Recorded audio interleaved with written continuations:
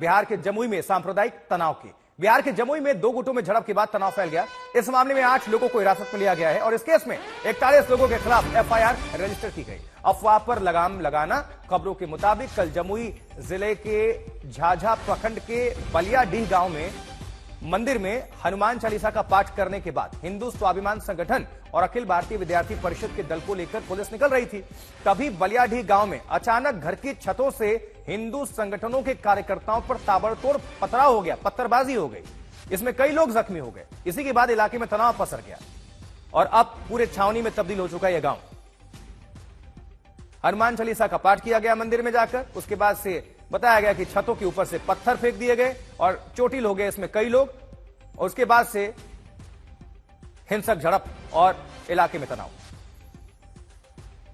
लोगों की आखिरी भूल होगी और ये जमुई जिला झाझा का बलियाडीह का आखिरी घटना होगा। मैं एसपी साहब से हाथ जोड़ के निवेदन करती हूँ कि हमारे जमुई जिला का माहौल खराब ना हो। आज तक तो मैं बोल रही थी लेकिन आज मैंने मान लिया, क्योंकि जब बिना कोई गलती का बिना कुछ सोचे समझे सामने से लाठीचार्ज होने लगे, अटैक होने लगे, तलवारें थी सबके हाथों में, ऊपर से पथराव हो रहे थे, तो आप उस वक्त का माहौल समझ सकते हैं। मैं अकेली लड़की इस गाड़ी में थी मौजूद।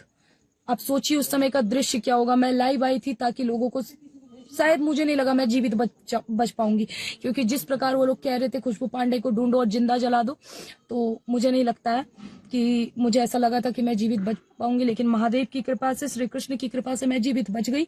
एसपी साहब से मैं बस यही चाहूंगी कि इसका उचित न्याय हो। चलिए, तो ये देखिए खबर आपको बता दें, जमुई में 48 घंटे तक के लिए इंटरनेट सेवा पर बैन लगाया गया है ताकि कोई भी मैसेज सर्कुलेट करने की कोशिश करे वो ना फैले, क्योंकि दुष्प्रचार होता है और इसमें एक दूसरे को भेजा जाता है। तो इंटरनेट सेवा 48 घंटे के लिए 2 दिन मान लीजिए बंद है। और वहीं पर इलाके में अभी तनाव के आसार हैं, तनाव का माहौल है और इसके मद्देनजर भारी पुलिस फोर्स की तैनाती है। हम सीधे रुख कर लेंगे रोहित सिंह का। हमारे साथ हमारे संवाददाता जुड़ चुके हैं। रोहित, आखिर हनुमान चालीसा पाठ करने पर यह पत्थरबाजी क्यों हो गई और कैसे हो गई? पुलिस की भी मौजूदगी थी, साथ साथ वो भी जा रहे थे, कई कार्यकर्ता और पुलिसकर्मी इसमें जख्मी बताए जा रहे हैं। अब क्या है हालात? देखिए आशुतोष, अभी के जो हालात बताऊं तो हालात को फिलहाल तो नियंत्रित किया गया है और भारी संख्या में पुलिस बल जो है उस गांव में इस वक्त जो है वो कैंप कर रहा है कल रात से ही।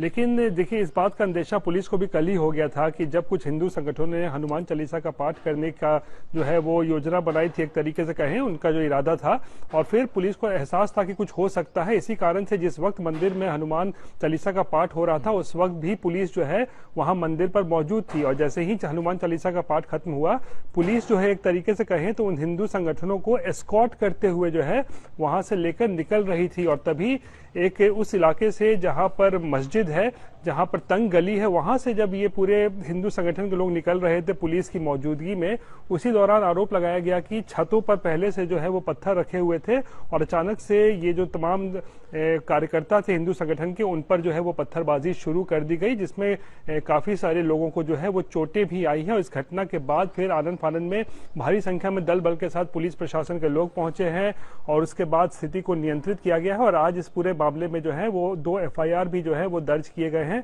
एक एफआईआर हिंदू संगठनों के खिलाफ दर्ज किया गया है और दूसरा एफआईआर जो है वो मुस्लिम संगठनों के खिलाफ भी जो है वो दर्ज किया गया है। जी ठीक है रोहित, नजर बनाकर रखिएगा। दोबारा आपका हम रुख करेंगे। बहरहाल आपका शुक्रिया इस खबर पर जानकारी पहुंचाने के लिए।